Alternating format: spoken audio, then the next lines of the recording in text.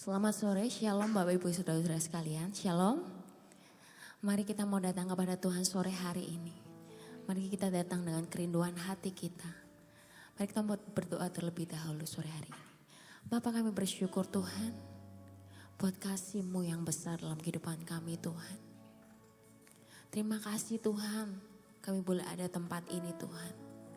Kami hidup karena anugerah Tuhan dalam kehidupan kami. Kami percaya Tuhan, Engkau yang menjadi kekuatan dalam kehidupan kami Tuhan. Sore hari ini apapun kondisi kami Tuhan, biar kami bergantung dan berharap kepadamu Tuhan. Karena Engkaulah kekuatan kami Tuhan. Terima kasih Bapa, yang di dalam nama Tuhan Yesus kami berdoa dan mengucap syukur. Haleluya. Amin. Thank you Jesus.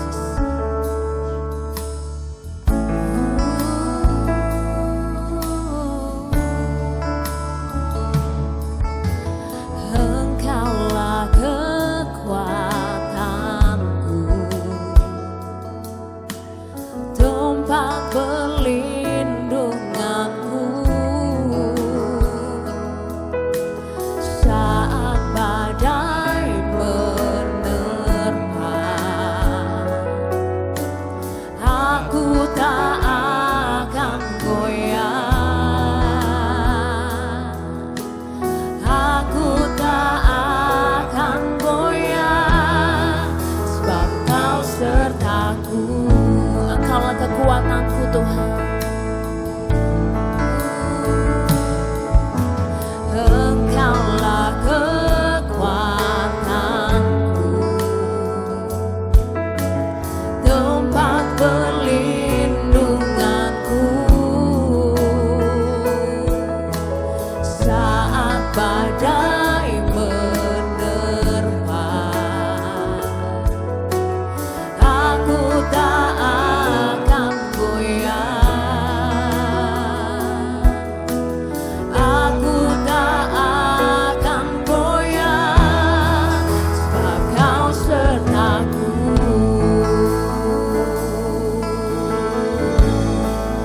Sejauh langit dari bumi, begitu besarnya kasih-Mu. Penuhi hati kami yang rindu menyembah-Mu, Yesus. Sejauh langit dari bumi, begitu besarnya kasih-Mu. Kaulah Tuhan kekuatanku, sukacitaku.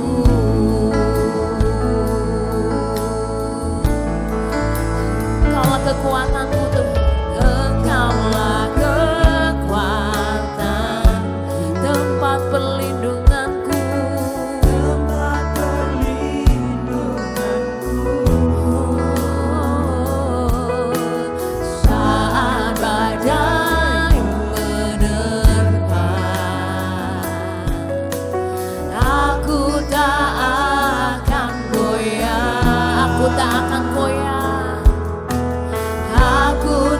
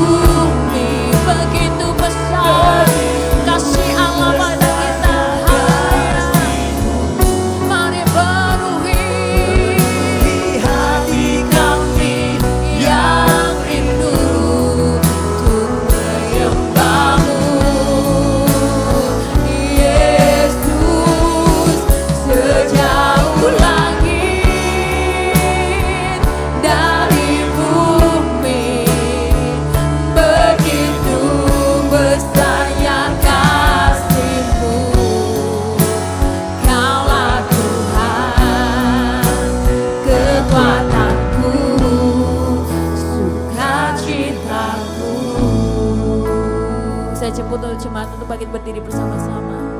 Sejauh langit dari bumi, begitu. Terima kasih Tuhan. Terima kasih buat kasih-Mu yang besar buat kami Tuhan. Mari penuhi setiap hati kami yang rindu Tuhan. Sore hari ini kami datang dengan kerinduan hati kami Tuhan. Oh Yesus, sejauh langit dari bumi, begitu besarnya kasih-Mu. Kaulah Tuhan, Kaulah Tuhan, kekuatanku, sukacitaku.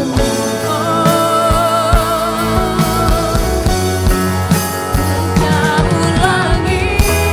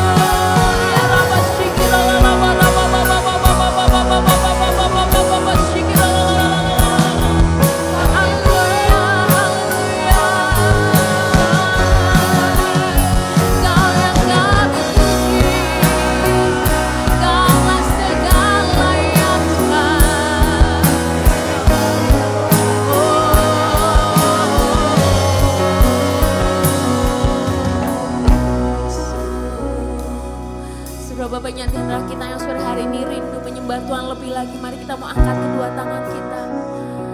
Thank you Jesus.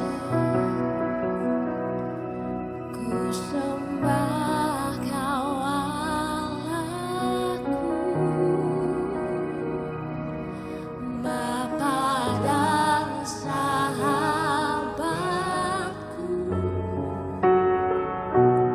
Kau yang pedulikan seluruh hidupku.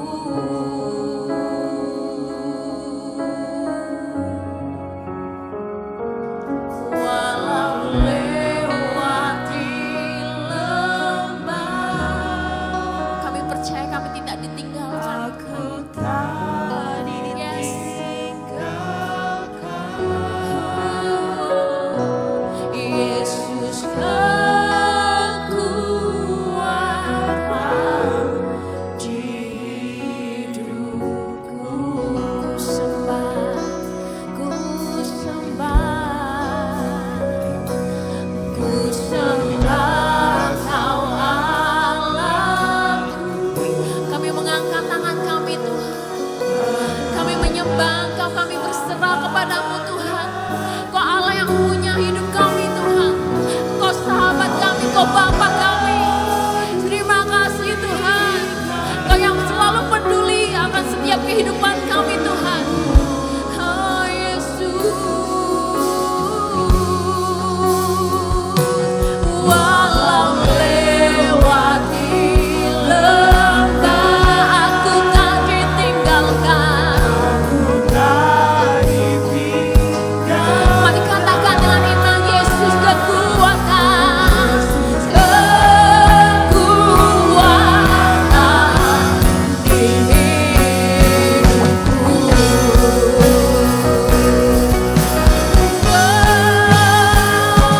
Ku sembah Kau Allahku, Bapa dan sahabatku, Kau yang pedulikan seluruh hidupku.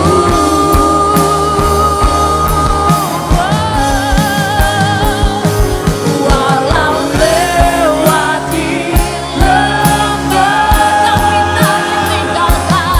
Aku tak ditinggalkan. Yesus, kekuatan di hidupku. Katakan Yesus kekuatan. Yesus kekuatan di hidupku. Yesus kekuatan. Yesus kekuatan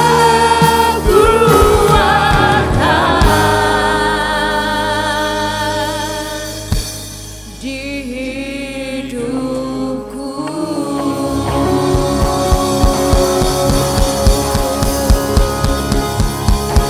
Terima kasih Tuhan, kami punya Allah seperti Engkau. Engkaulah kekuatan kami, Engkaulah sumber sukacita kami. Apapun kondisi kami sore hari ini, ada di tengah-tengah kami Tuhan. Tapi kami percaya Tuhan, Kau Allah di tengah-tengah kami. Kau Allah yang beserta dengan kami Tuhan. Kau yang melawat kami, Kau yang menguatkan kami Tuhan sore hari ini Tuhan. Terima kasih Tuhan, beri kami sukacita, beri kami kekuatan yang baru Tuhan untuk memuji-muji nama Engkau. Terima kasih Tuhan, hanya di dalam nama Tuhan Yesus kami berdoa dan mengucap syukur. Semua yang percaya dan siap untuk memuji nama Tuhan bersama dengan saya katakan amin. Haleluya. Seberapa banyak dari kita yang sore hari ini siap untuk memuji nama Tuhan, bisa berikan kemuliaan buat Tuhan Allah kita, sorak-sorai yang terbaik buat Tuhan yang ajaib. Haleluya. Mari kita mau bertepuk tangan bersama-sama.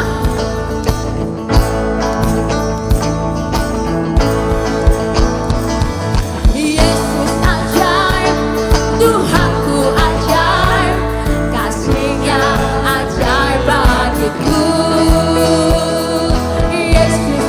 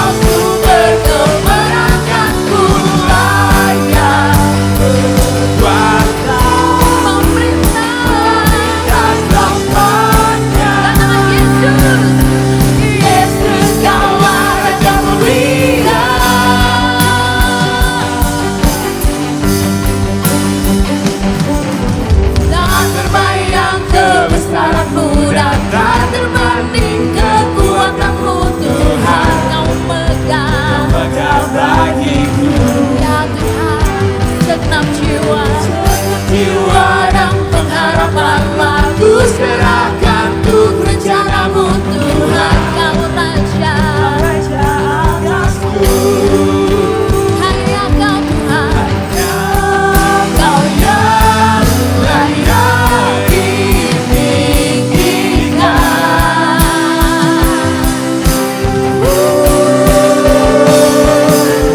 Ajaib Kau Tuhan, agung dan perkasa,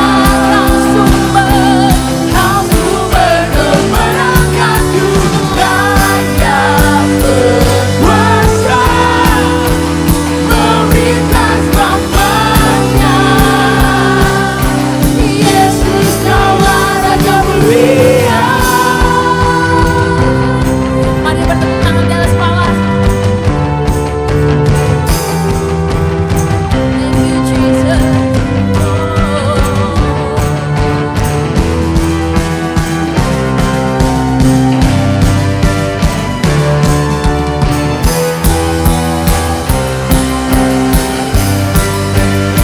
Mari sama-sama kita angkat tangan kita. Haleluya. Oh Jesus. Thank you Jesus.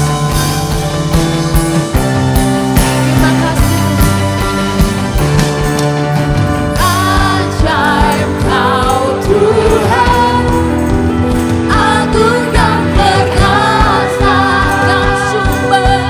Kau sumber kemenanganku, layak berkuasa, memerintah selamanya.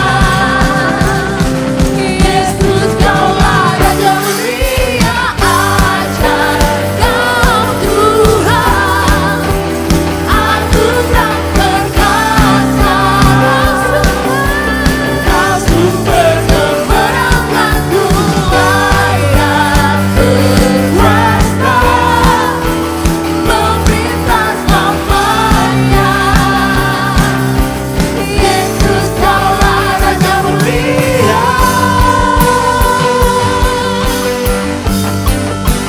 Raja mulia. Haleluya. Silakan duduk Bapak Ibu Saudara-saudara sekalian. Seringkali saat kita ada dalam sebuah permasalahan, kita sebagai manusia seringkali kita khawatir dan panik. Mungkin hari ini kita datang dengan segala kekhawatiran kita. Mungkin kita hari ini datang dengan hati yang khawatir. Tapi mari sore hari ini kita mau tenangkan hati kita. Mari datang kepada Tuhan. Karena Tuhanlah yang menjadi sumber kekuatan. Tuhanlah yang menjadi ketenangan dalam hidup kita karena kita bersama dengan Tuhan. Sebuah pujian yang mengatakan, mari tenanglah hatiku, karena kita bersama dengan Tuhan yang maha dahsyat, Allah yang maha mengerti setiap kebutuhan kita. Terima kasih Tuhan, terima kasih Yesus.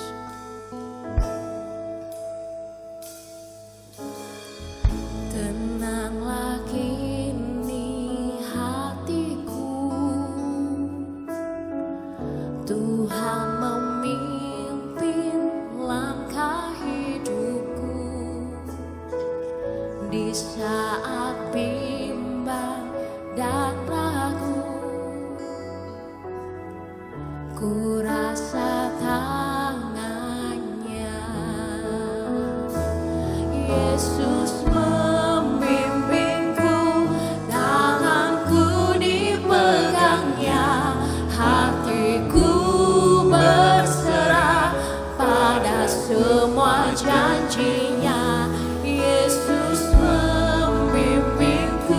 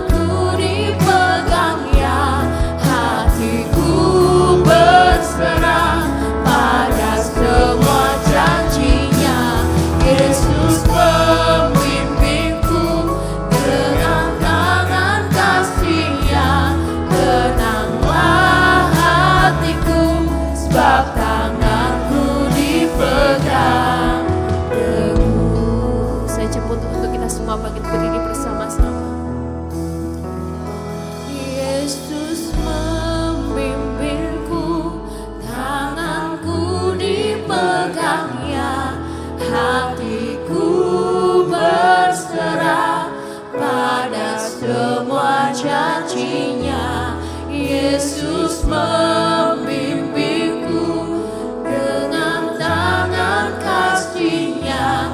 Tenanglah hatiku, sebab tanganku dipegang teguh.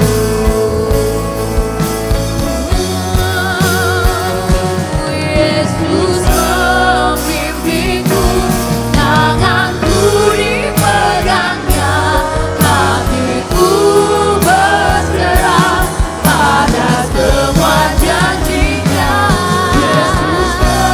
Terima kasih Tuhan, Kau yang membimbing kami, Kau yang memegang tangan kami Tuhan. Haleluya.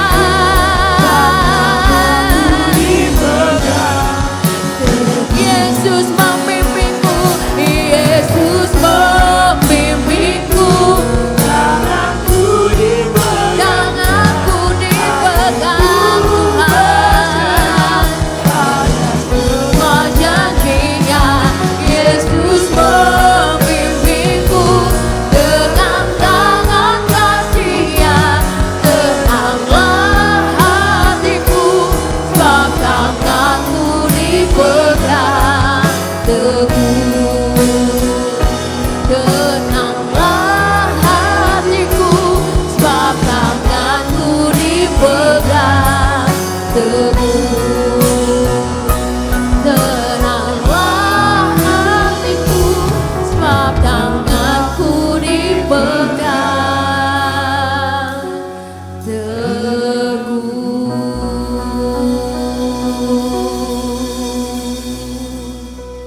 Kami percaya Tuhan, Kau Allah yang selalu menyertai kami, Kau Allah yang selalu memegang tangan kami Tuhan.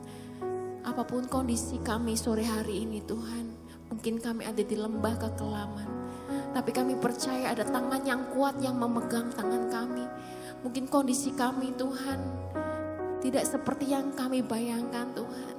Mungkin kondisi kami Tuhan membuat kami terpuruk, membuat kami khawatir, buat kami putus harapan Tuhan. Tapi kami percaya Tuhan, saat kami bersama dengan Engkau Tuhan, ada pengharapan yang baru, ada kekuatan yang baru Tuhan.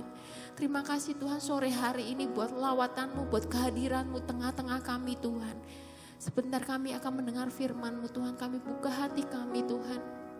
Karena kami tahu Tuhan, firman-Mu itu yang terus menguatkan kami untuk kami terus melangkah bersama-Mu Tuhan.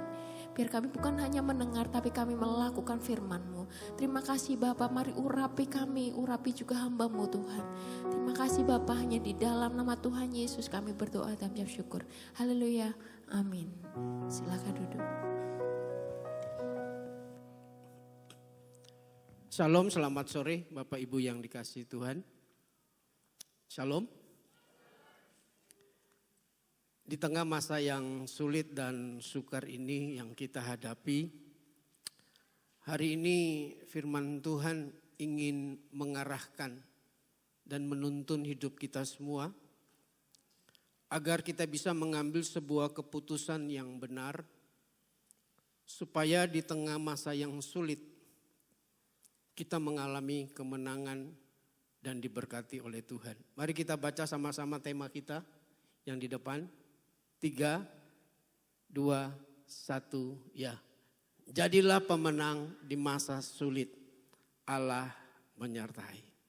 Saudara, sekalipun Allah menyertai kita, bukan berarti persoalan absen dalam hidup kita.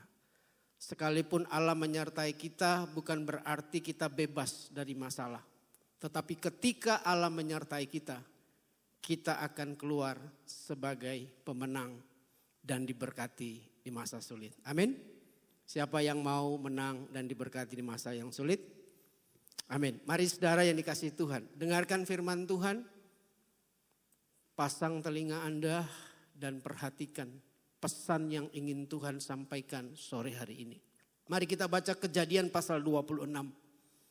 Judul firman Tuhan, saya memberikan menang dan diberkati oleh Tuhan di masa yang sulit. Kejadian pasal 26 ayat pertama dan ketiga, dan kita loncat di ayat 12 dan 14. Kejadian 26 ayat pertama dan ketiga. Maka timbullah kelaparan di negeri itu. Ini bukanlah kelaparan yang pertama yang telah terjadi dalam zaman Abraham. Sebab itu Ishak pergi ke Gerar kepada Abimelek, raja orang Filistin. Lalu Tuhan menampakkan diri kepadanya serta berfirman, janganlah pergi ke Mesir, diamlah di negeri yang akan kukatakan kepadamu. Tinggallah di negeri ini sebagai orang asing, maka aku akan menyertai engkau dan memberkati engkau, sebab kepadamulah dan kepada keturunanmu akan kuberikan seluruh negeri ini, dan aku akan menepati sumpah yang telah kuikrarkan kepada Abraham ayahmu. Ayat 12 dan 14.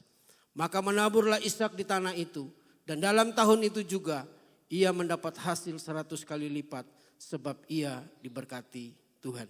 Dan orang itu menjadi kaya, bahkan kian lama kian kaya, sehingga ia menjadi sangat kaya. Ia mempunyai kumpulan kambing domba, lembu sapi serta banyak anak buah, sehingga orang Filistin itu cemburu kepadanya.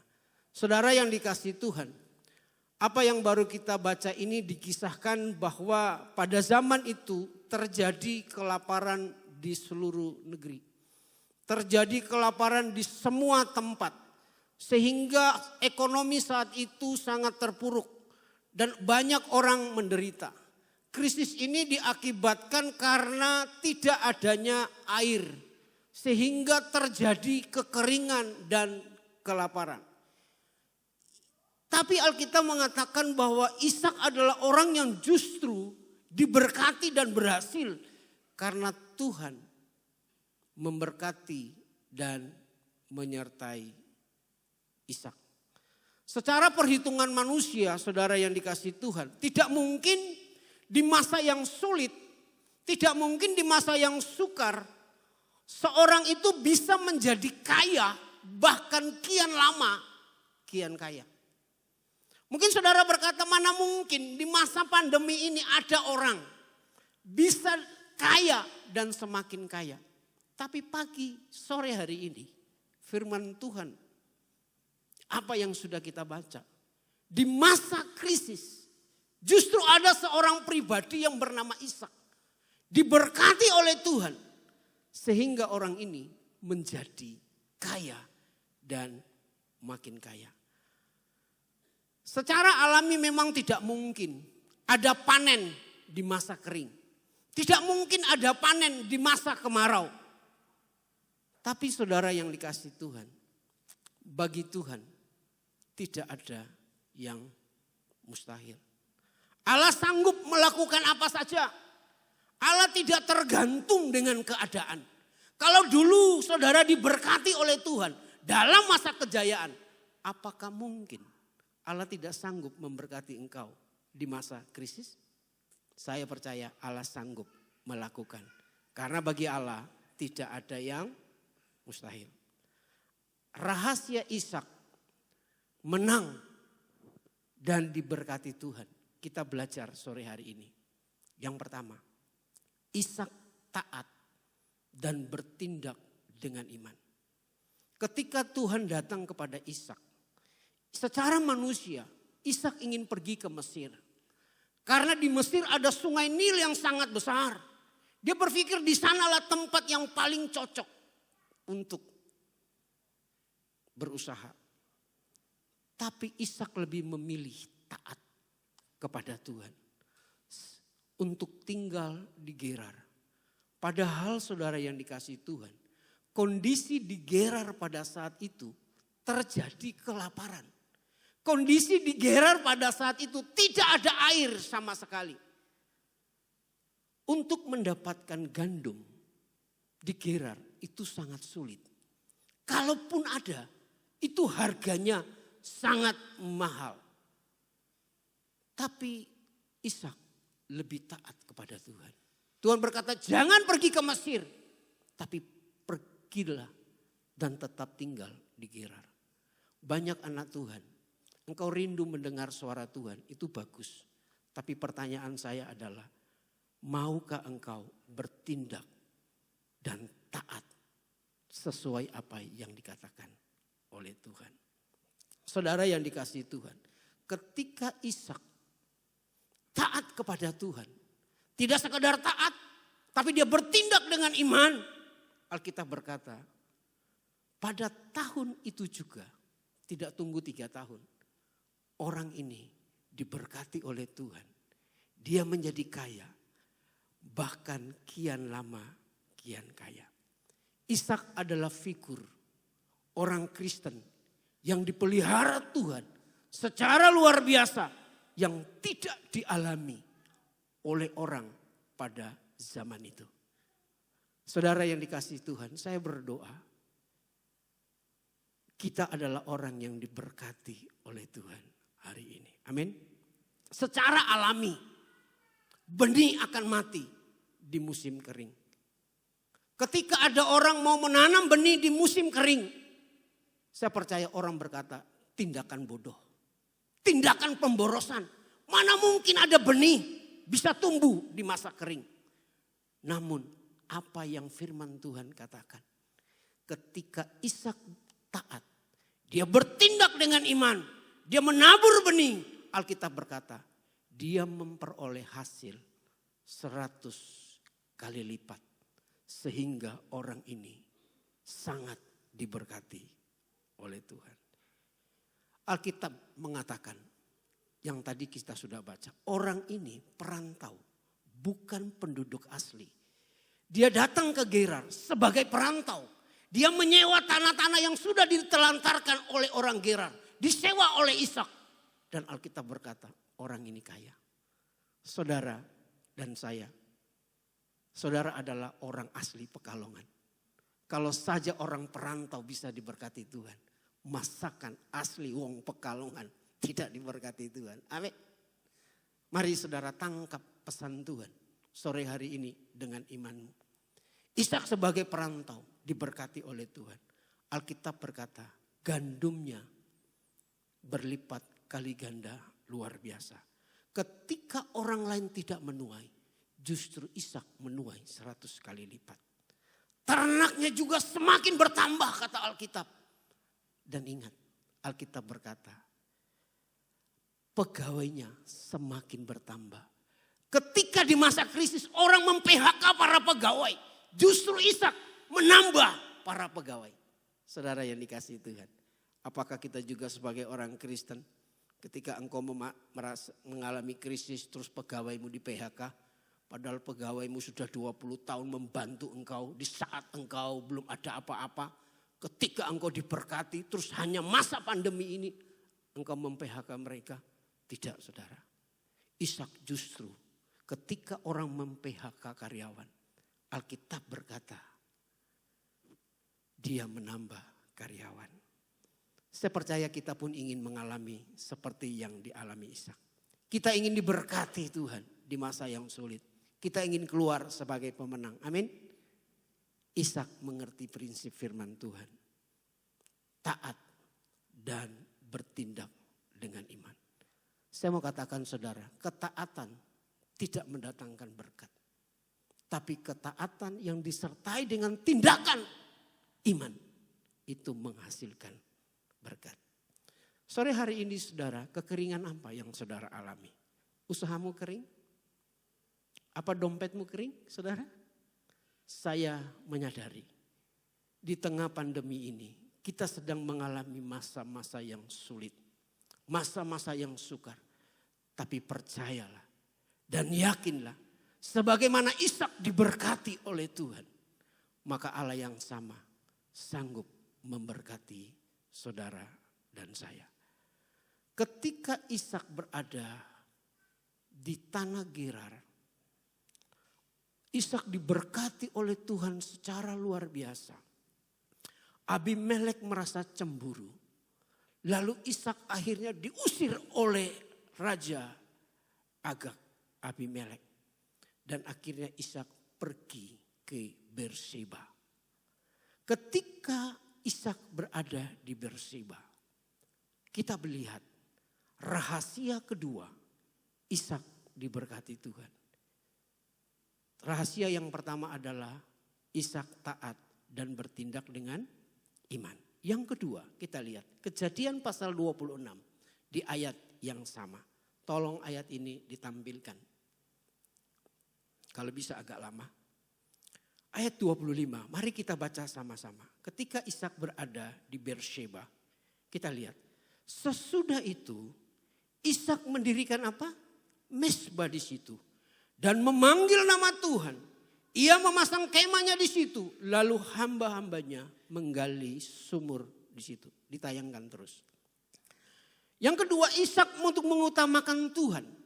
Dia mengutamakan mezbah di masa yang sulit. Di musim kering dan kemarau. Apa yang paling dibutuhkan orang? Sumur adalah sesuatu yang sangat dibutuhkan pada saat musim kering. Setuju apa? Setuju. Setuju. Karena Ishak adalah seorang peternak. Dia seorang petani. Dia membutuhkan air di atas segala-galanya. Tapi yang pertama yang dibangun oleh Ishak bukan sumur. Tapi apa? Mezbah. Ishak lebih mengutamakan Tuhan di atas segala-galanya. Bukan sumur, sekalipun secara logika manusia. Di masa kering, sebagai seorang peternak, sebagai seorang petani, sumur adalah nomor satu. Tapi bagi Ishak, mezbah itu nomor satu. Coba kita lihat apa yang dibangun Ishak yang pertama. Yang dia bangun pertama adalah apa? Kita lihat ayat ini. Pertama apa? Mezbah. Kedua, kemah. Ketiga apa? Baru dia mencari sumur. Oke? Yang pertama apa? Mezbah. Yang kedua, kemah. Yang ketiga, sumur. Saya mau jelaskan. Mezbah adalah hubungan keintiman kita dengan Tuhan. Itu mezbah. Yang kedua, kemah. Kemah adalah hubungan keluarga dengan sesama. Itu berbicara tentang rumah. Yang ketiga adalah sumur. Sumur berbicara pekerjaan, bisnis, dan keuangan. Yang pertama yang dibangun oleh Ishak adalah mezbah. Mezbah adalah sebuah benda yang dikaitkan tentang hubungan kita dengan Tuhan. Karena mezbah berfungsi untuk mempertemukan manusia dan Tuhan. Pada zaman itu, setiap orang yang mau berhubungan dengan Tuhan, dia harus melalui satu benda yang bernama mezbah. Bagi Ishak, mezbah, hubungan dengan Tuhan, itu nomor satu. Sekalipun orang berkata, Pak, di masa kering seperti ini, sumur, itu nomor satu. Tapi bagi Ishak tidak. Mezbah, hubungan dengan Tuhan, itu lebih penting. Mungkin saat ini banyak orang berkata, di masa sulit, sumur, pekerjaan, bisnis, uang, itu nomor satu. Memang harus diakui saudara, uang bisnis itu penting. Tapi sebagai orang percaya, beranikah kita seperti Ishak mengatakan bahwa hubungan dengan Tuhan itu lebih penting di atas bisnis, keuangan, dan pekerjaan. Bagi Ishak, mezbah lebih penting dibandingkan sumur. Ketika dia berada di Beersheba, hal yang pertama yang dia bangun adalah mezbah. Di tengah krisis dan masa sulit, Ishak tetap mengutamakan Tuhan. Bisnis penting, tapi Tuhan lebih penting. Bekerja lebih penting, tapi ibadah lebih penting. Cari uang penting, tapi mencari Tuhan jauh lebih penting. Itulah yang membuat Ishak diberkati oleh Tuhan. Jangan gara-gara sumur, jangan gara-gara pekerjaan, jangan gara-gara uang, mezbah ditinggalkan. Hubungan dengan Tuhan tidak diurus. Ibadah dan jam-jam doa saudara bagaimana? Banyak orang saudara di saat masa pandemi ini, mereka tidak lagi mengutamakan Tuhan. Mereka hanya fokus kepada sumur. Mereka hanya fokus kepada pekerjaan. Mereka hanya fokus kepada bisnis. Mereka hanya fokus untuk mencari uang. Saya menyadari bahwa tidak mudah kita hidup di tengah masa yang sulit. Tapi saudara, jangan sampai cuma gara-gara sumur, pekerjaan, kita meninggalkan jam-jam ibadah kita. Mezbah tidak kita urus. Apa yang kita alami saat ini, saya mau katakan tidak seberat yang dialami oleh Ishak. Tidak seberat yang dialami oleh Ishak. Kalau Allah sanggup memberkati Ishak, percayalah Allah sanggup memberkati engkau. Asalkan engkau mengutamakan membangun mezbah di atas segala-galanya. Percaya dan yakinlah Allah berkuasa melakukan apa saja. Dia adalah Allah yang tidak bergantung dengan keadaan. Apakah ketika masa sulit Allah menjadi sulit memberkati saudara? Tidak. Sebab bagi Allah tidak ada yang mustahil. Kita bersyukur saudara bahwa 1 bulan lebih gereja kita sudah dibuka dan diperbolehkan untuk ibadah di gereja. Sekalipun memang ada beberapa tempat yang belum dibuka. Selama 2 bulan kita ini beribadah dengan secara online.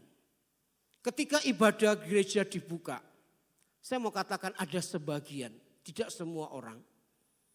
Mereka sudah mulai nyaman dengan ibadah secara online.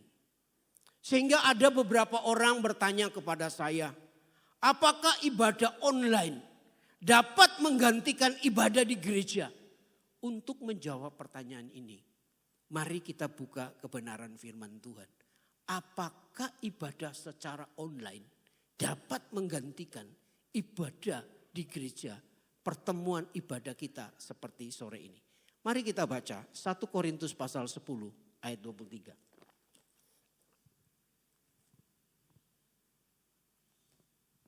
1 Korintus pasal 10 ayat yang ke-23. Mari kita baca sama-sama. Segala sesuatu diperbolehkan. Benar, ibadah online boleh, benar. Tetapi bukan segala sesuatu berguna. Berguna enggak ibadah online? Berguna untuk diri kita. Tetapi bukan segala sesuatu diperbolehkan, benar. Tetapi bukan segala sesuatu apa? Membangun. Jangan seorang pun mencari keuntungannya sendiri. Perhatikan, tetapi hendaklah tiap-tiap orang apa? Mencari apa saudara? Keuntungan orang lain.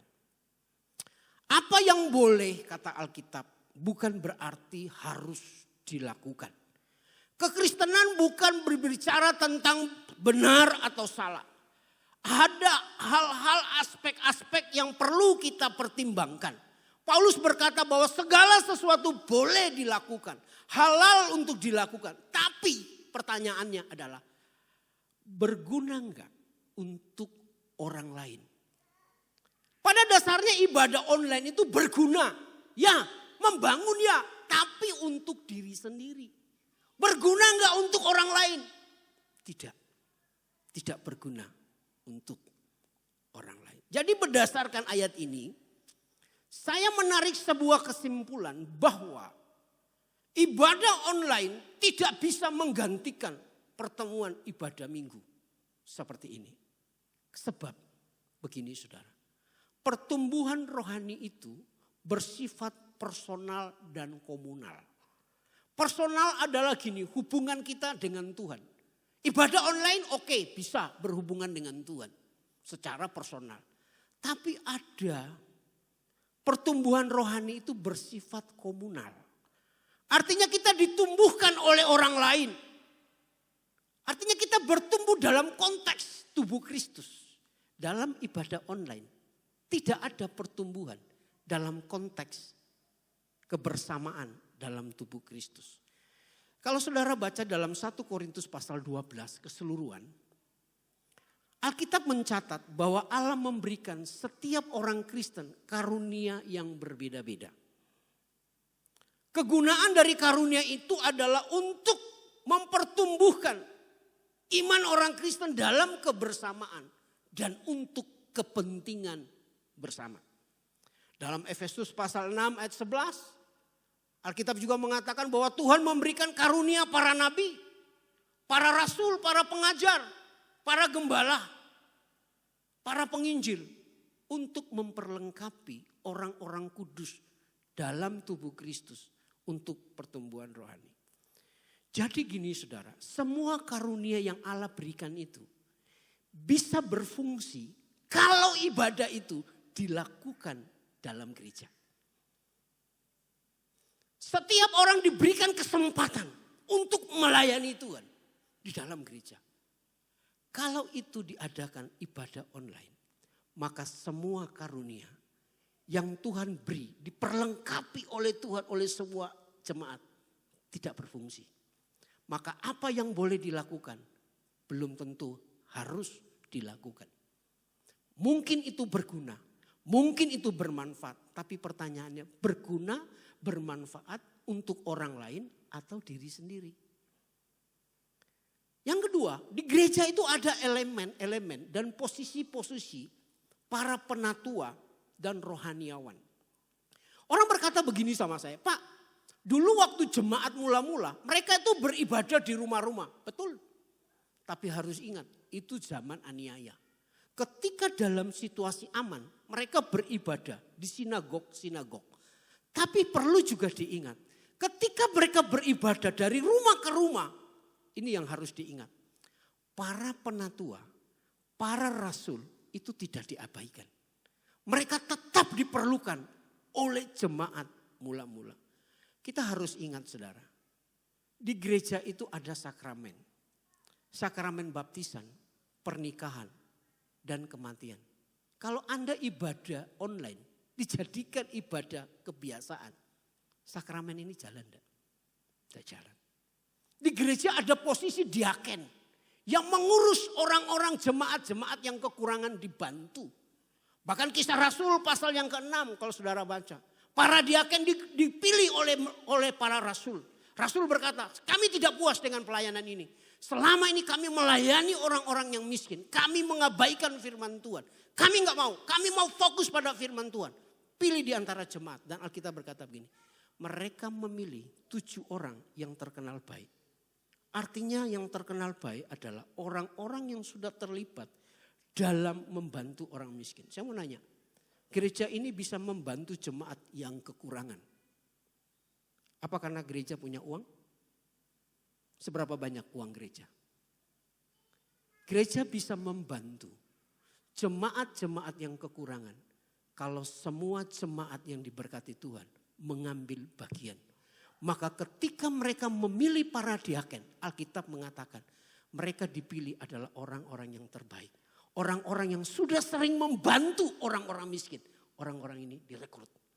Dan sehingga semua orang-orang yang kekurangan diberkati oleh Tuhan. Dan fungsi yang terpenting di dalam Kisah Para Rasul 20 ayat 28. Di situ dijelaskan bahwa di dalam gereja itu ada para penatua. Oleh Rasul Paulus penatua ini disamakan dengan gembala sidang. Para gembala ini adalah mengawasi pertumbuhan jemaat. Kalau ibadah online, siapa yang mengawasi saudara? Yang kedua, para penatua itu adalah mereka yang mempertumbuhkan iman para petobat baru.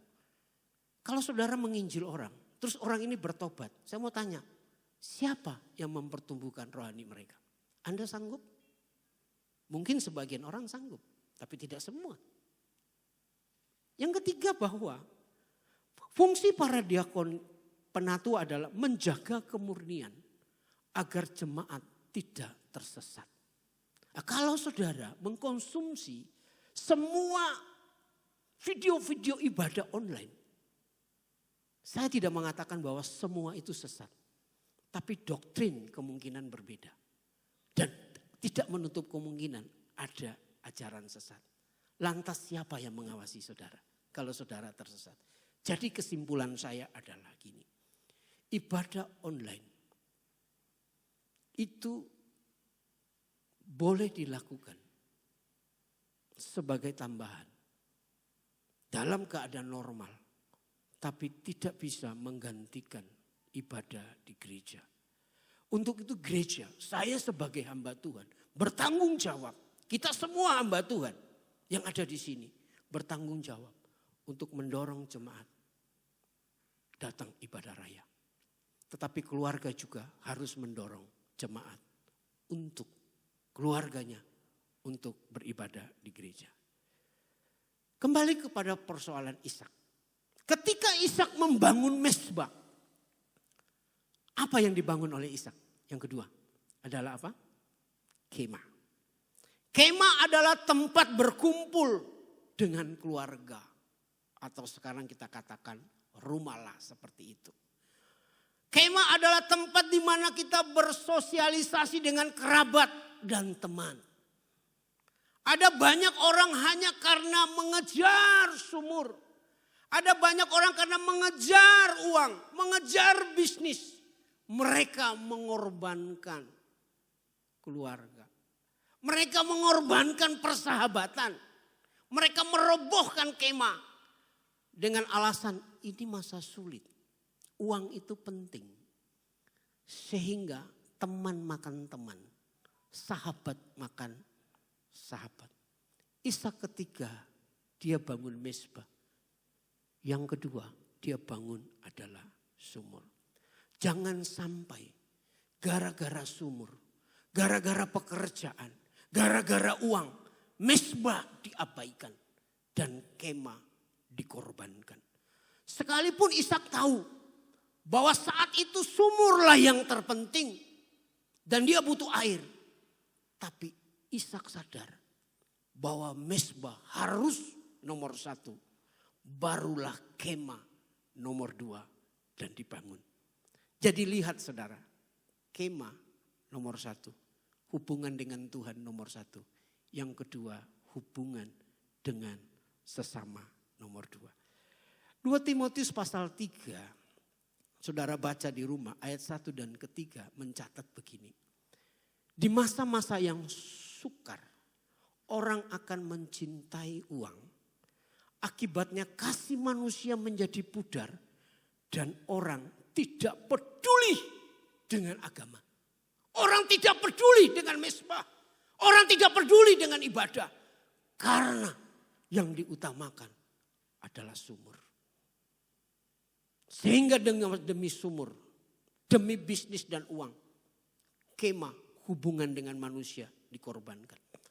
Ribuan tahun kemudian, Yesus meneguhkan apa yang dilakukan oleh Ishak. Hebat saudara, mari kita lihat. Matius pasal yang ke-6, ayat yang ke-33. Mari kita baca sama-sama. Matius pasal 6 ayat 33. Apa yang dilakukan oleh Ishak diteguhkan oleh Yesus beribu tahun kemudian. Matius pasal 6 ayat 33. Tetapi carilah dahulu kerajaan Allah dan kebenaran. Mezbah. Maka semuanya akan ditambahkan kepadamu. Artinya kalau kita mencari kerajaan Allah, kita mengutamakan mezbah kata Alkitab. Maka semua akan ditambahkan. Sumur-sumurmu, bisnis-bisnismu, keuangan-keuanganmu akan ditambahkan oleh Tuhan. Apa yang dilakukan oleh Ishak dinubuatkan oleh Yesus. Cari kerajaan Allah terlebih dulu. Bangun mezbah, maka semua sumur-sumur, bisnis-bisnis, pekerjaanmu, uangmu akan ditambahkan oleh Tuhan. Pertanyaannya gini, apa sih isi kerajaan Allah? Saudara ingin tahu? Mari kita baca Roma pasal 14. Roma pasal 14 ayat yang ke-12. Roma pasal yang ke-14 ayat yang ke-17, sorry. Roma 14 ayat yang ke-17. Demikian firman Tuhan. Sebab kerajaan Allah bukan soal makan minum. Soal makan minum itu apa? Bukan soal sumur. Bukan. Tetapi soal kebenaran. Soal kemah. Damai sejahtera. Dan sukacita oleh Roh Kudus. Kerajaan Allah itu bukan soal makan minum. Bukan soal sumur kata Alkitab. Tapi soal kebenaran Allah yaitu mezbah. Hubungan kita dengan Tuhan. Damai sejahtera itu berbicara tentang apa? Hubungan dengan sesama yang rukun. Yang akrab itu kemah. Jadi saudara, jangan demi sumur engkau korbankan mezbah. Jangan demi sumur engkau mengorbankan hubunganmu dengan sesama. Kalau baik, coba kita bayangkan ya. Saya mainkan logika Anda berpikir. Kalau Anda hubungan dengan Tuhan baik, hubungan dengan teman baik. Ketika engkau sulit, teman bantu enggak? Teman bantu enggak? Pasti bantu. Tapi kalau Anda hubungan dengan orang enggak benar, siapa yang mau bantu saudara? Makanya benar. Ketika engkau hubungan dengan Tuhan baik, hubungan dengan sesama baik, maka sumur-sumur peluang bisnis Tuhan buka melalui orang-orang yang engkau jalin dengan rukun. Mari kita lihat Kejadian pasal 26. Apa yang dialami oleh Ishak. Kejadian pasal 26 ayat 26. Kita lanjutkan. Kejadian pasal 26 ayat 26 sampai 29. Kita lihat saudara. Datanglah Abimelek dari Gerar mendapatkannya bersama dengan Ahuzat sahabatnya dan Pitkol kepala pasukannya. Tetapi kata Ishak kepada mereka, mengapa kamu datang mendapatkan aku? Bukankah kamu benci kepadaku dan telah menyuruh aku keluar dari tanahmu? Jawab mereka, kami melihat sendiri. Kita baca sama-sama. 3, 2, 1 ya. Bahwa Tuhan menyertai engkau. Sebab itu kami berkata, baiklah kita mengadakan sumpah setia antara kami dan engkau. Baiklah kami mengikat perjanjian dengan engkau. Bahwa engkau tidak akan berbuat jahat kepada kami. Seperti kami tidak mengganggu engkau. Dan seperti kami semata-mata berbuat baik kepadamu. Dan membiarkan engkau pergi dengan damai. Kita baca sama-sama. 3, 2, 1 ya. Bukankah engkau sekarang yang diberkati Tuhan? Lihat. Ketika Ishak memprioritaskan hidupnya di hadapan Tuhan dengan benar. Dia mengutamakan mezbah. Dia mengutamakan kemah. Abimelek mendapatkan bukti. Dan dia berkata kepada Ishak bahwa engkau disertai oleh Tuhan. Bukan saja itu, di ayat 29 tadi sekali lagi Abimelek mengakui dan dia berkata, bukankah engkau diberkati oleh Tuhan? Saudara yang dikasihi Tuhan, kalau engkau membangun mezbah terlebih dahulu dan tidak mengabaikan kemah, orang sekelilingmu akan melihat dan berkata, engkau orang yang disertai dan diberkati Tuhan. Maka benarlah nats kita, jadilah pemenang di masa yang sulit. Allah menyertai kita. Di masa sulit ini, kembali sore ini Tuhan ingatkan kita kembali. Mari utamakan bangun mezbah, hubungan dengan Tuhan dan kemah. Bukan sumur, bukan pekerjaan, bisnis, keuangan yang diutamakan. Sekalipun itu harus diurus. Tapi itu bukan yang utama. Ingat saudara. Ini yang saya mau ingatkan. Mezbah akan menjadi sia-sia. Kalau kemah tidak diperhatikan. Saya mau ulang. Mezbah akan menjadi sia-sia. Kalau kemah tidak diperhatikan dan dibiarkan roboh. Mezbah dan kemah itu tidak boleh terpisahkan. Dia seperti salib. Hubungan dengan Tuhan baik. Tapi hubungan dengan sesama itu baik. Vertikal dan horizontal. Coba kita lihat Matius pasal 5 ayat 23. Bahwa mezbah akan menjadi sia-sia ketika kemah kita biarkan roboh. Hubungan kita dengan sesama kita tidak urus. Matius pasal 5 ayat 23 dan 24. Demikian firman Tuhan. Sebab itu jika engkau mempersembahkan persembahanmu di atas mezbah. Dan engkau teringat akan sesuatu yang ada dalam hati saudaramu terhadap engkau. Tinggalkan persembahanmu di depan mezbah itu. Dan pergi berdamai dahulu dengan saudaramu. Lalu kembali mempersembahkan persembahanmu itu. Jadi mezbah dan kemah itu sesuatu yang tidak boleh terpisahkan. Yesus berkata, saat kita membangun mezbah, tapi hubungan kita dengan sesama, kemah kita biarkan roboh. Tuhan bilang, tinggalkan mezbahmu. Berdamailah kepada sesamamu.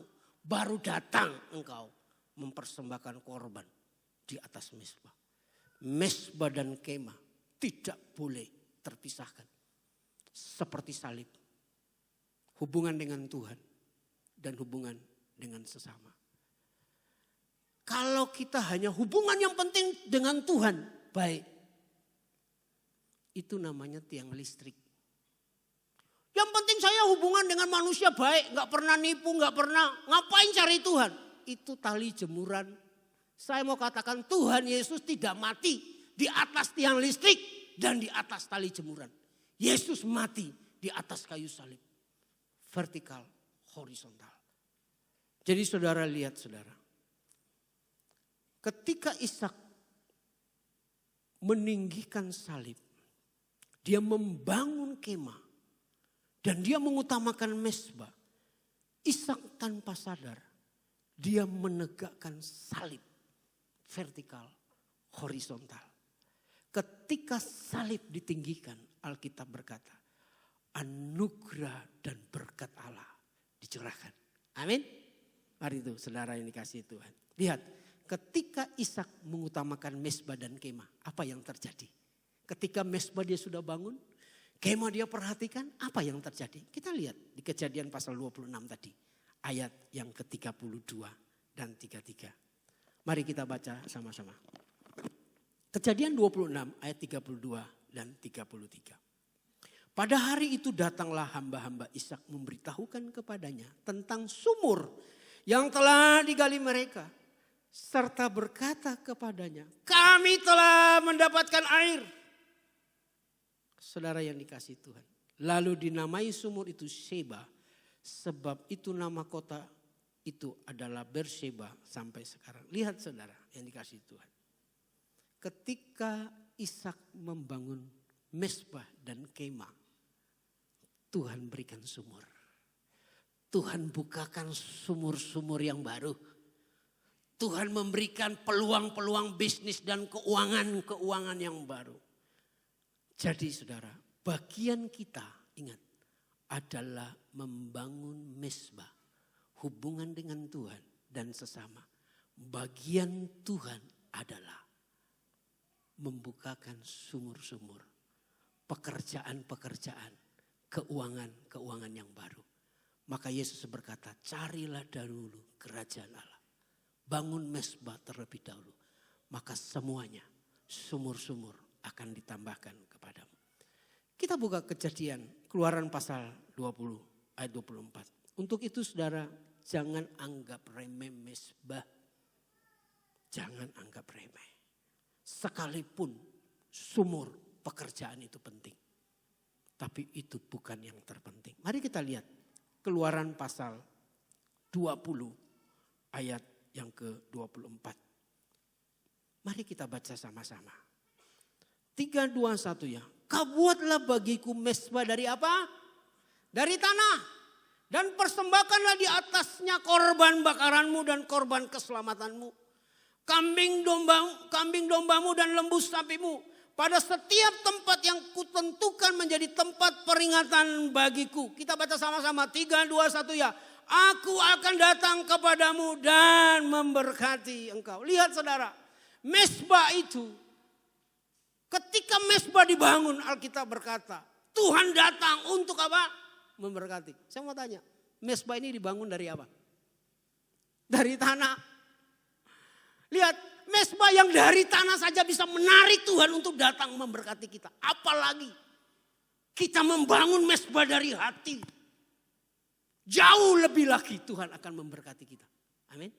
Ketika mezbah dibangun, Alkitab berkata, Tuhan datang memberkati engkau. Saudara yang dikasihi Tuhan, mezbah membuat Tuhan datang untuk memberkati engkau. Sehingga Abimelek berkata, bukankah aku melihat sungguh engkau orang yang diberkati oleh Tuhan. Lalu pertanyaannya begini, bagaimana Pak dengan kemah? Kalau mesbah itu mengundang Tuhan memberkati kita, bagaimana dengan kemah? Hubungan dengan sesama yang rukun, bagaimana Pak? Mari kita lihat Mazmur pasal 133. Saya undang pemain musik untuk maju ke depan dan para WL dan singer. Mazmur pasal 133 ayat yang pertama dan ketiga. Kalau kita sudah tahu bahwa mesbah itu mengundang Tuhan untuk memberkati kita, bagaimana dengan kemah, hubungan kita dengan sesama. Mazmur pasal 133 ayat 1 dan 3. Sungguh alangkah baiknya dan indahnya apabila saudara-saudara diam bersama dengan rukun. Kata diam itu artinya tinggal bersama-sama dalam satu kemah, dalam satu atap dengan rukun. Ya. Yang kedua, seperti minyak yang baik di atas kepala meleleh ke janggut. Yang meleleh ke janggut Harun sampai ke leher jubahnya. Seperti embun gunung Hermon yang turun ke atas gunung-gunung Sion. Kita baca sama-sama 3, 2, 1 ya. Sebab kesanalah Tuhan memerintahkan berkatnya kehidupan untuk selama-lamanya. Alkitab berkata saudara, kalau kita hidup rukun, tinggal satu atap, satu kemah dengan rukun dengan sesama. Alkitab berkata bahwa Tuhan seperti minyak yang mengalir atas kepala, janggut dan leher. Artinya bahwa minyak itu berbicara tentang perkenanan Tuhan. Orang saat itu saudara, ini berbicara tentang pengurapan. Saat itu hanya orang yang dikenan Tuhan yang diurapi oleh minyak. Alkitab berkata minyak itu meleleh. Dari kepala, janggut, sampai leher. Artinya perkenanan Tuhan ada. Atas bisnismu, atas keluarga, pekerjaan, kesehatanmu. Perkenanan Tuhan ada. Kalau kita hidup rukun. Satu dengan yang lain. Dan Alkitab berkata seperti embun dari gunung Hermon. Kesanalah Tuhan memerintahkan berkat. Embun berbicara tentang berkat Tuhan. Jadi saudara, kalau kemah dibangun dan kita hidup dengan rukun, maka kesanalah Tuhan memerintahkan berkat. Ketika kita membangun mesbah, Tuhan datang memberkati kita. Mari bangun mesbah dan kemah sehingga orang akan melihat kita dan berkata seperti Abimelek berkata, kami melihat engkau disertai Tuhan. Kami melihat engkau diberkati oleh Tuhan. Terpuji nama Tuhan. Mari kita angkat satu pujian. Engkau yang lebih tahu cara untuk membuka jalanku. Mari para WL singer bantu saya.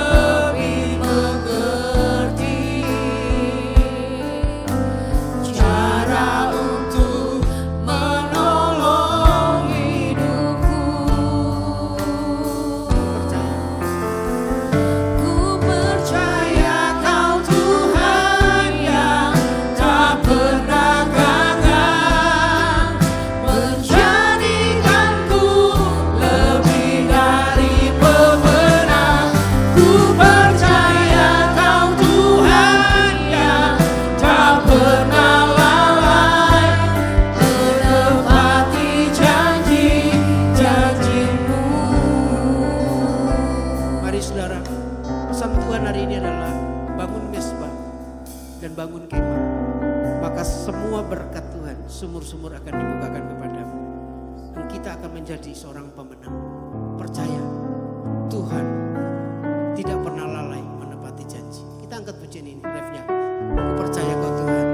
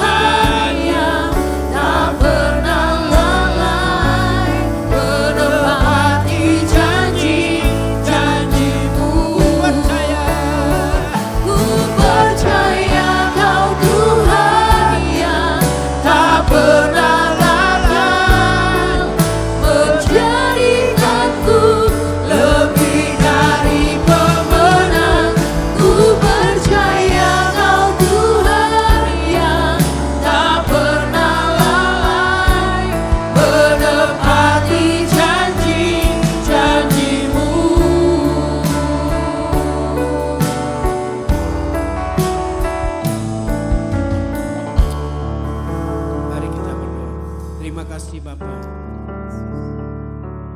Firman-Mu sudah hamba sampaikan. Kami percaya ketika kami taat dan bertindak dengan iman, berkat-Mu, penyertaan-Mu ada atas kami. Ketika kami mementingkan mesbah, membangun hubungan dengan Engkau, dan tidak mengabaikan kemah, hubungan kami dengan sesama, maka janji firman-Mu, sumur-sumur, pekerjaan, bisnis dan keuangan kami akan Tuhan bukakan. Sehingga orang lain boleh melihat, sungguh kami menjadi orang yang disertai dan diberkati Tuhan. Mari Allah Roh Kudus genapi kebenaran firman-Mu. Teguhkan dalam hati setiap kami. Dan biarlah kami menjadi orang-orang yang selalu rindu mencari Engkau. Baik di rumah maupun beribadah di gereja. Terima kasih Tuhan. Demi nama Yesus hamba berdoa. Amin. Sore hari ini kita akan memberikan persembahan. Saya undang petugas kolekta yang telah ditunjuk untuk maju ke depan.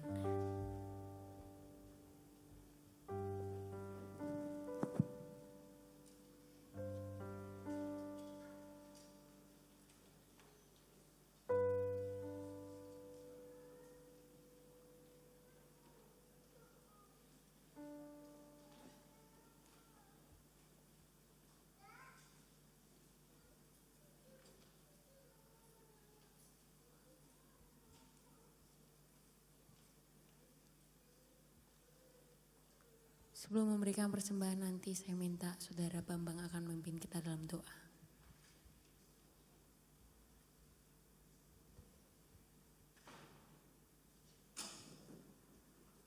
Mari kita berdoa.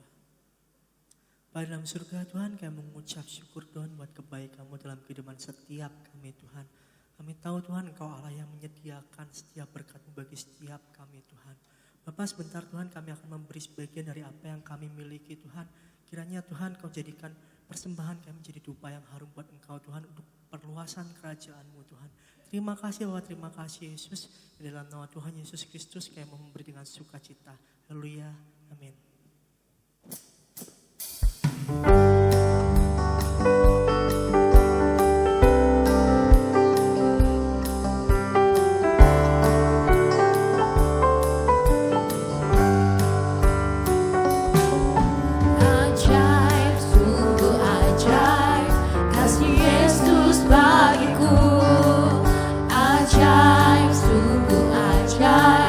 Anugerahnya dalam hidupku, ajaib, sungguh ajaib.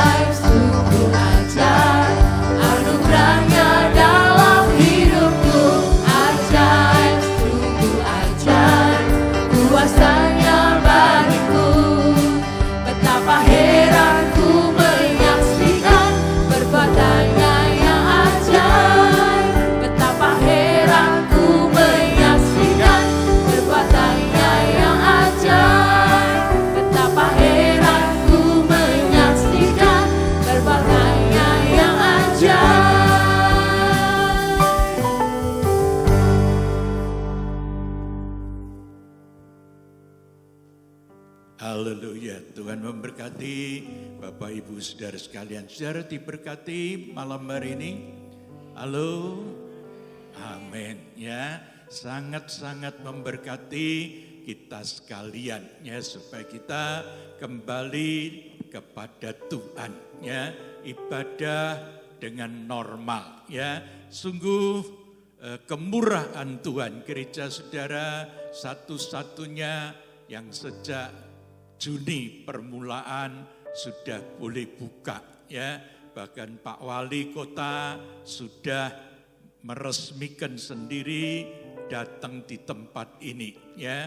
Itu semua karena kasih karunia Tuhan ya. Sebab itu biar kita kembali ibadah, cari Tuhan dengan sungguh-sungguh ya. Yang cari Tuhan sungguh-sungguh pasti Tuhan akan menolongnya ya. Bukan cuma berkat, bukan ya, tapi hidup yang kekal sampai selama-lamanya ya.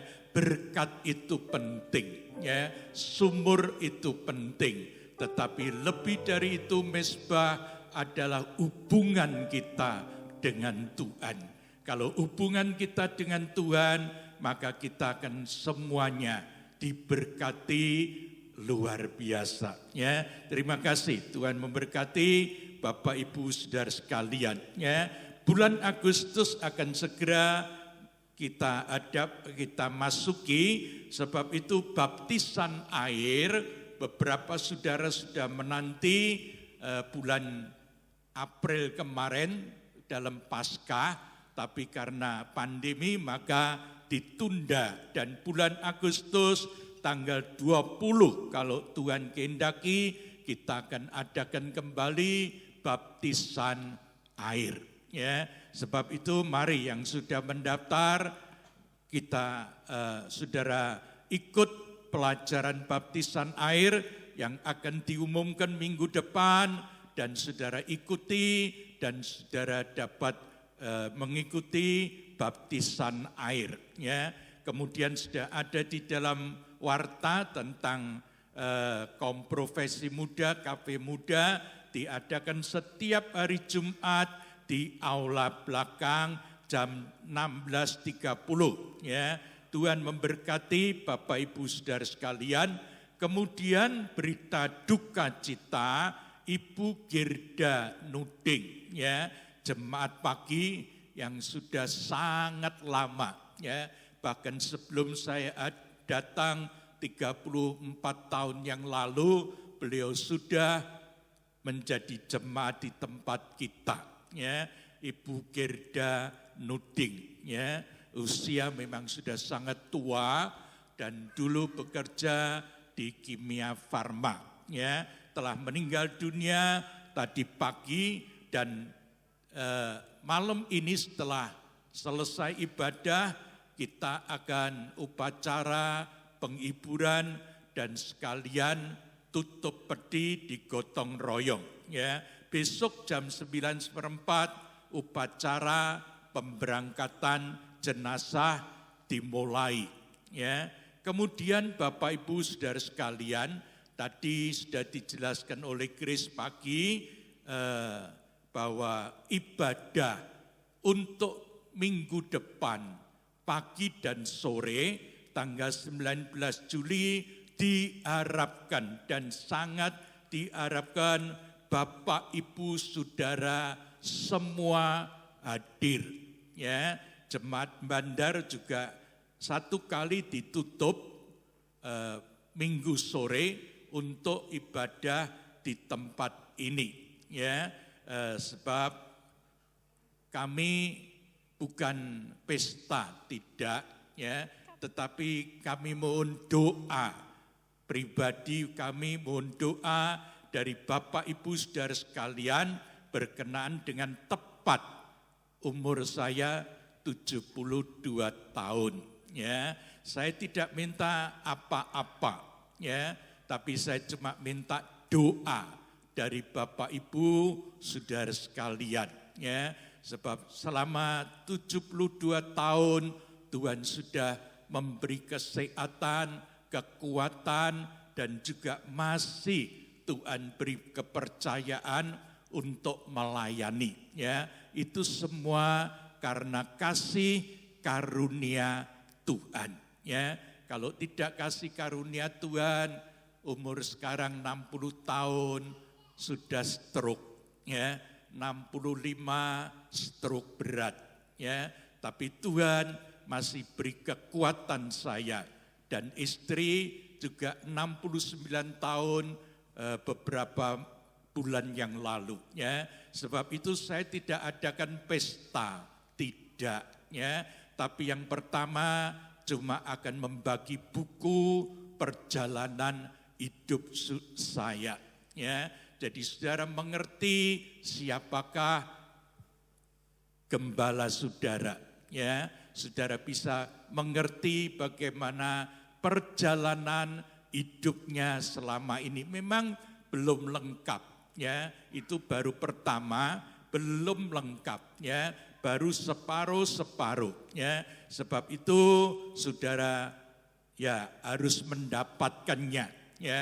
Dan untuk mendapatkannya sudah berulang-ulang selama setengah tahun sejak Januari diumumkan Bapak Ibu harus mendaftar, ya, untuk menerima buku kenangan itu, ya, dan mengisi formulir datanya, ya. Yang belum menjadi anggota sekalian mengisi formulir anggota, ya. Yang belum baptisan air, tolonglah ikuti baptisan air, ya, supaya semua jadi indah dan kita takut kepada Tuhan, ya. Kalau sudah percaya nggak mau baptisan, ya repot, ya. Apakah selamat? Tanya Tuhan, ya. Baptisan itu adalah menguburkan hidup yang lama dan bangkit dalam hidup yang baru, ya. Jangan terus hidup dalam yang lama, ya. Maksud saya minggu depan sekali-kali saya tidak minta kado, ya. Saya tidak minta souvenir dari Bapak Ibu saudara sekalian, ya. Sebab ya di atas yang ya kain-kain saya masih menumpuk, ya. Dan juga pakaian sangat menumpuk, ya. Pakaian saya datang 33,5 tahun yang lalu masih ada, bagus-bagus, ya. Dan saya seberapa banyak sudah saya berikan orang, ya. Arloji yang mahal ada, dasi terlalu banyak, sabuk banyak, dompet, beli banyak, ya. Sebab itu maaf, daripada menumpuk di lemari, lebih baik saudara tidak memberi barang-barang yang seperti itu, ya. Sebab tidak saya menghina, enggak. Saya sangat menghargai itu barang mahal, ya. Tapi lebih daripada itu kehadiran Bapak Ibu dengan doa itu yang saya perlukan, ya. Tapi kalau toh Bapak Ibu, ya, dengan sukacita, kami tidak mengurangi rasa hormat kami, ya, bahwa saudara bisa minggu depan pagi dan sore masukkan ke kotak yang berupa rumah itu, ya. Masukkan saja seberapa saudara inginkan. Tidak memberi itu tidak apa-apa, jauh lebih baik, ya, daripada memberi dengan tidak enak hati, ya. Tapi saudara, ya, kalau mau memberi silakan, ya, tapi dimasukkan dalam kotak yang berbentuk rumah, ya. Jadi sekali lagi supaya bisa dibuat untuk pekerjaan Tuhan, ya. Masih banyak hamba-hamba Tuhan di pedesaan juga yang perlu bantuan kita bersama, ya. Kemudian ya